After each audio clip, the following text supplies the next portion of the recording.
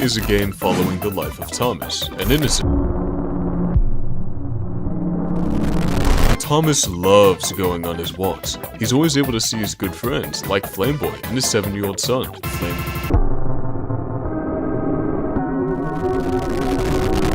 And of course, we get to play as Thomas. We get to play as the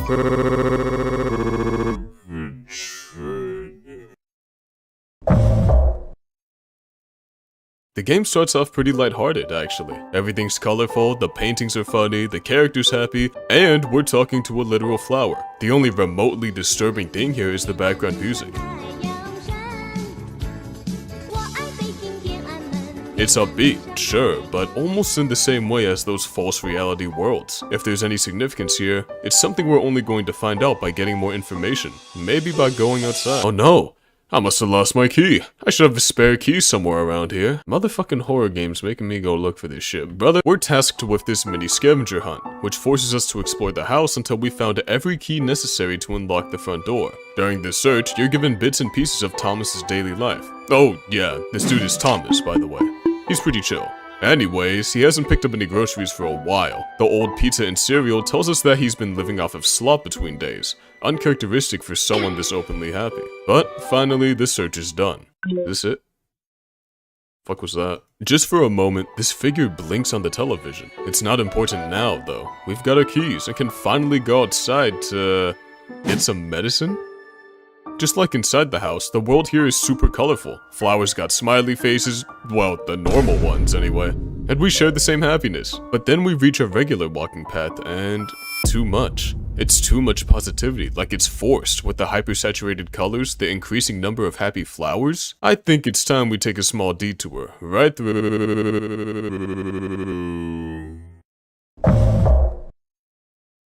Walking through the hidden portal takes you to another instance, Lost Spawns. Everything everywhere is enshrouded in this darkness, and the only discernible feature we can make out is the landscape, a repeating series of black spawn blocks. Taking a wrong step brings you...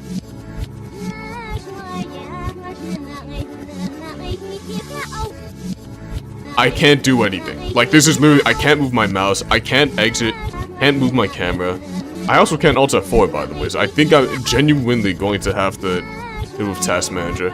I've never had a Roblox game be able to lock me out like that. Yup, that's pretty damn weird, especially with the inverted music for the main game. But that poster, missing, it doesn't tell us the name, only that whoever's gone is just 7 years old. This raises a lot of questions, but we're clearly missing the context necessary to make anything of this. With only one way to get more information...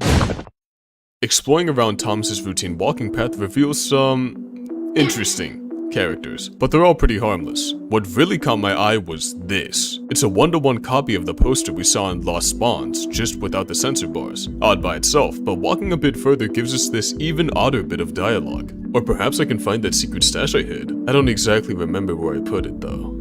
In fact, I don't remember much about yesterday, but it's gotta be around here somewhere. Forgetting where you put something the other day is one thing, but forgetting the day entirely is another. But we can't focus on that now. There are more of those posters around Flame Guy. Oh Flames, it's you again. Hello Flame Guy. Beautiful weather today. Look man, I have nothing on me right now. Whoa, what do you mean? I just don't think I can do this anymore. But Flame Guy, I need them. No. Now leave me alone. It's a brief, yet odd interaction. Flame Guy has clearly been supplying us with their medication for a while, long enough for it to become routine. So why stop now? What exactly it is we can't conclude unless we have some sort of real confirmation. Thomas. Hey Zachary. What do you want? I'm looking for my hidden medicine. Seriously? Again? Yes, why? You know you can't just keep doing this to yourself, Thomas. Oh yes I can. They're just normal medicines. You know, once you stop taking these meds, you will be able to see the actual world we live in. Actual world? Wow. You'll be even more ruined from these meds than I thought. So we've been taking these meds for a while, and they're definitely not having a great effect on us.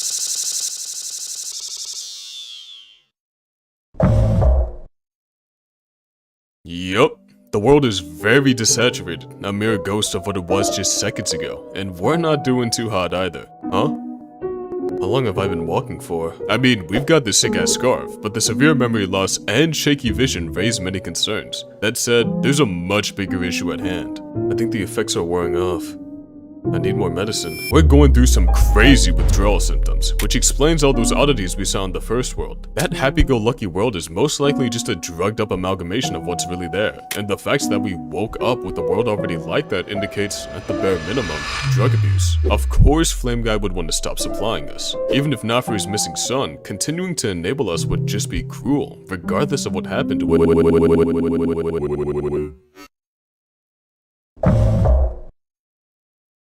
Something's changed. It's the dead of night, and we're no longer playing as Thomas. To top it all off, there's a series of text flashing at the top of the screen. Complete gibberish unless you put the lines into a Caesar cipher, back 13 letters. Am I going insane? I'm sorry. This is all my fault. Please forgive me for what I have done. Then there's Thomas, a corpse with a blade and sitting in front of an unmarked grave. The little clumps of dirt indicate he dug it recently, but for who exactly? There's a picture of the Flame Guy family, complete with Flame Guy Jr., who we've seen is missing. If Flame Guy and his wife are still alive, then it only makes sense that the one who was buried here is... Oh my god. He was only 7 years old. But that's not all there is to this story. If you hug the left wall and proceed forward, you'll come across this tree with this bouncing black spawn icon, the same one we saw in the Lost Spawns world. We're able to ascend the tree, We're back to playing as Thomas, and the atmosphere is notably calmer. The ambience drones on as the sun just barely peeks over the horizon as if it's hiding from him. And speaking of, the stoic expression on his face suggests that he's sober, but at this point it's hard to say what pieces of information we can and can't trust from his drug-infested mind. At any rate, the trees along this path are... different. I mean, it's Roblox, so they're still definitely not real, but they're definitely not as cartoony as they were during Thomas's drug trip. Perhaps he actually is aware here. Walking further down the path brings Thomas to this figure, totally enshrouded in white. Hello, Thomas. Where am I? What's this place? You're hallucinating, Thomas. This isn't real. Hallucinating? Yes. Does that mean you're not actually real? No. I feel so confused. What's causing this? The meds, Thomas.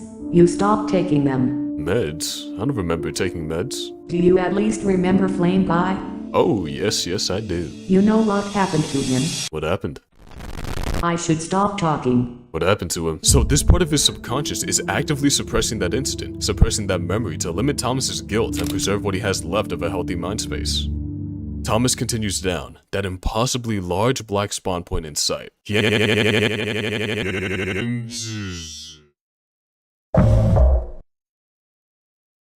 calm is gone, replaced with this ominous track that looms over this bleak black and white town. For the first time, we aren't playing as Thomas nor ourselves. We're instead this guest-like avatar, dotted with this black spawn point as our torso. And to that extent, everyone is this avatar, cementing that we aren't a part of the story. Right now, we're just spectators. The locals here don't have much to say. They're nonchalant for the most part, and only really talk if something's in front of their eyes. The only exception to this is this guest sitting on the bench. I like water. I agree. You know, I always wondered what happened to that cave. The cave he mentions is just past the town. It has a clear warning barring entry, but it's down. Someone forced their way inside. The cave's interior is completely pitch black, and we are fucked up now. Yeah, I would be too. Equipped with a singular lantern that just doesn't light up the cave as much as you would like it to, your only objective is to continue walking forward until you reach this split in the path. If you move right, the game I hate you. Like any sensible horror movie protagonist, we continue, and doing so leaves you in this dead end with a happy alternative to your character. Interacting with it gives you this, the same screen from Lost Spawns, and more importantly, the same poster. A huge indication that whatever happened to Flame Guy Jr., whatever Thomas did, it happened in this cave. The right path follows a similar pattern. All of a sudden, everything becomes impossibly dark, with the now hyper-sharpened lantern your only guidance forward. Except for that, a light at the end of the tunnel, a savior, repeating, "Take your meds, Thomas," while holding up the same canister of drugs that brought us down the rabbit hole in the first place. Hold on, let's slow down and address 3 major facts. 1. The drugs Thomas takes leave him forgetful. 2. His subconscious is actively encouraging him to take them. 3. And most importantly, Thomas feels remorse over what he did to Flame Guy Jr. So much remorse and so much guilt that it would warrant anything, even drug abuse, as long as it got him to forget. Those warnings, both from his hallucination and at the cave's entrance, were measures to protect him from remembering. But now that he's inside, it's too late. Whether these drugs will save or condemn Thomas doesn't matter. He has nowhere else to go, and with no other way of forgetting.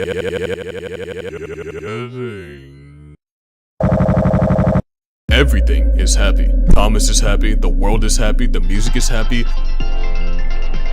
And yet, it's all clearly just wrong. Thomas looks manic, the ever-shifting colors and music compounding just how far he's gone. If the happy world was a result of taking an already excessive amount of drugs, there's no saying just how much he had to take to get this. With no real objective, the only thing Thomas can do is explore this labyrinth. Save for the cramped walls and the occasional split in the path, there's nothing really Jesus fucking Christ. Crossing particular points in the maze triggers that horribly loud sound cue and flashes another bit of random text on the screen. Putting this text through another 13-shift Caesar cipher reads, Guilty, Thomas. No one will forgive you, Thomas. It's that recurring guilt again, breaking through the massive drugs he's already taken. So he needs to go deeper, to travel far enough into this psychedelic fantasy to completely forget. By hugging the right side of this dead Thomas is able to enter this world, high above the sky. He's still completely manic, but at least the surroundings are calmer. This world is filled with old school Roblox parkour and some of the friends he saw in the happy world. It's safe to say that Thomas is still completely drugged out of his mind, but at least the effects seem to be slowly wearing off. Who knows? With enough time, he might actually be able to return from this. At the parkour's end is this rainbow bridge, spanning an impossible length. At the bridge's end is Flameboy Jr.? Ready to forgive him for what happened in the cave? Except Thomas can't accept that. He can't accept that illusion because this is what he deserves. A sinister world with the red sky and these hands jutting up from the ground. Perhaps the same hands he used to... It's hard to see through this dark, but the world is extremely reminiscent of the happy world Thomas woke up in. There are those same posters, those same flowers, just more fitting with what he actually remembers. The posters we see here are the same ones that crashed their game before, once in Lost Spawns and once in the cave. Both the measures to keep Thomas's mind space away from Flameboy Jr. But neither of those worked. Thomas being here is proof of that. No, he needs something. Please, stop. A final attempt to keep Thomas from the truth, to shield what's left of his mind, except there. Right at where Thomas dug the grave and guilt is instead this white flower, a legitimate beacon of hope compared to the temporary solution of his drugs. Maybe, just maybe, he can find peace here.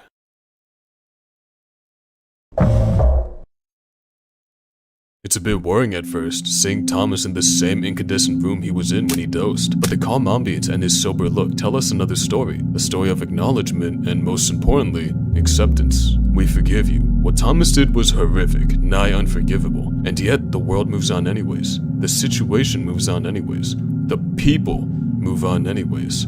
And based off the text, Flame Guy's already made his decision. But with an act this unholy, imagine the difficulty of someone with even a shred of human conscience to forgive themselves. Finally, through the guilt and the drugs, Thomas can make a decision for himself. Hey man. Goodbye, Thomas. Goodbye.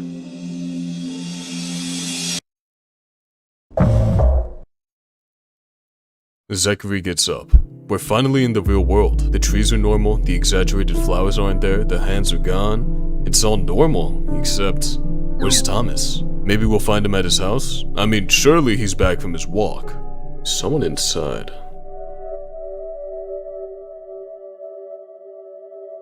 Oh.